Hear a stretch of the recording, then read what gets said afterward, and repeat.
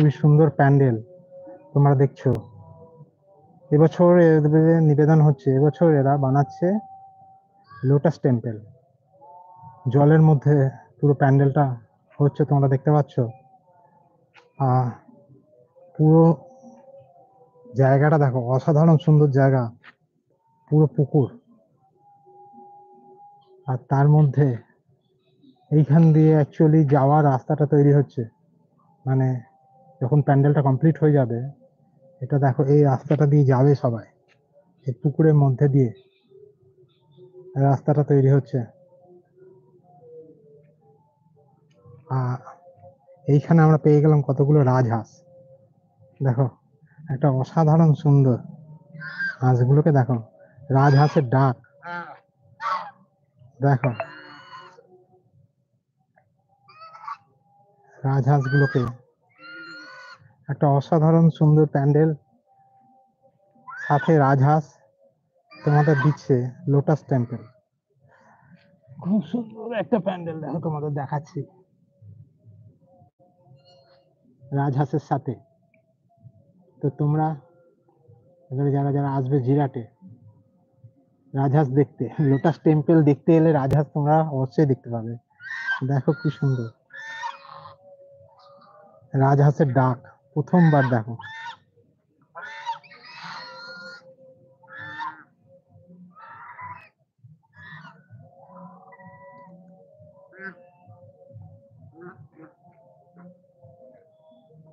তো এবছরে জিরাট স্টেশন পাড়া যে প্যান্ডেলটা হচ্ছে, সেটা হচ্ছে লোটাস টেম্পল। দেখো জলের মধ্যে দিয়ে তোমাদের প্যান্ডেলটাকে দেখাচ্ছি, তোমরা দেখো। আর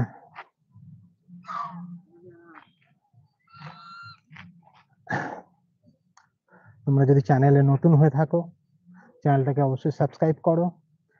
কলকাতা আর জেলার সমস্ত ভালো ভালো পুজোগুলোকে দেখার জন্য তোমরা আমার চ্যানেলে চোখ রাখো। আমি তোমাদের সমস্ত ভালো পুজোগুলো আর ভালো প্যান্ডেলগুলো, মানে ঘরে বসে পুজো ভ্রমণ তোমাদের দেখানোর চেষ্টা করব। আর জিরাট স্টেশন পাড়া, মানে জিরাট স্টেশন থেকে পায়ে হেঁটে 5 মিনিটের পথ, যেখানে তোমরা কাতারের মুন টাওয়ার দেখবে, কাতারের মুন টাওয়ারের পরেই তার পাশেই আছে।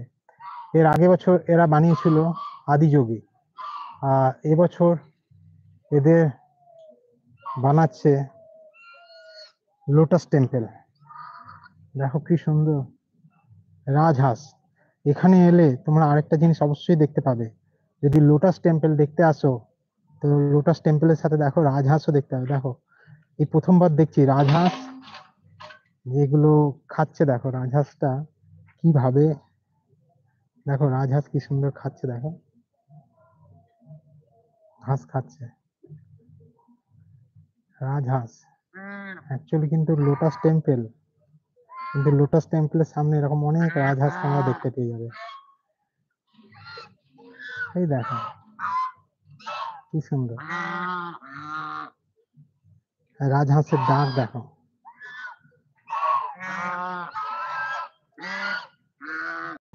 তোমরা এখন দেখতে পাচ্ছ লোটাস টেম্পল। মানে লোটাস টেম্পল তোমরা দেখতে এলে তোমরা সাথে রাজহাঁস দেখে নেবে।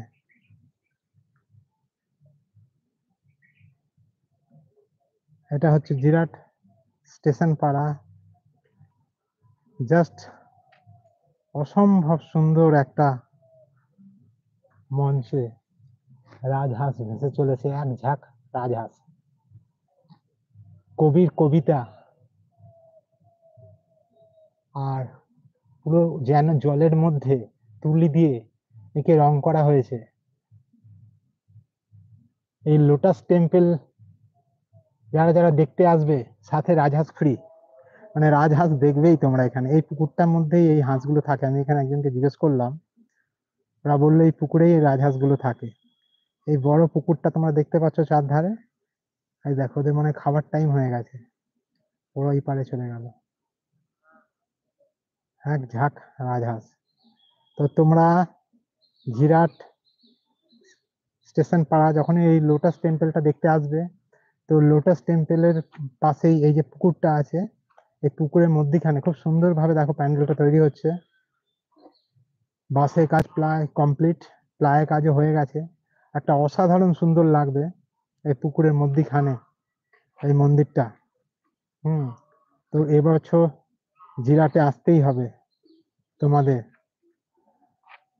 জিরাট, জিরাটের লোটাস টেম্পল, যারা যারা অ্যাকচুয়ালি লোটাস টেম্পলটা আছে দিল্লিতে, তো যারা যারা দিল্লি যেতে পারোনি বা যারা যারা দিল্লির লোটাস টেম্পল দেখোনি, তারা অবশ্যই জিরাটে চলে আসবে এই লোটাস টেম্পল দেখার জন্য। তো দিল্লিতে লোটাস টেম্পলটা আছে মাটিতে, শুকনো জায়গায়, কিন্তু এখানে লোটাস মানে পুরোপুরি জলের মধ্যেই লোটাস টেম্পলটাকে করা হচ্ছে।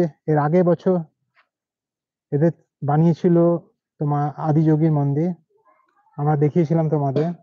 আর এবছরে এরা বানাচ্ছে লোটাস টেম্পল।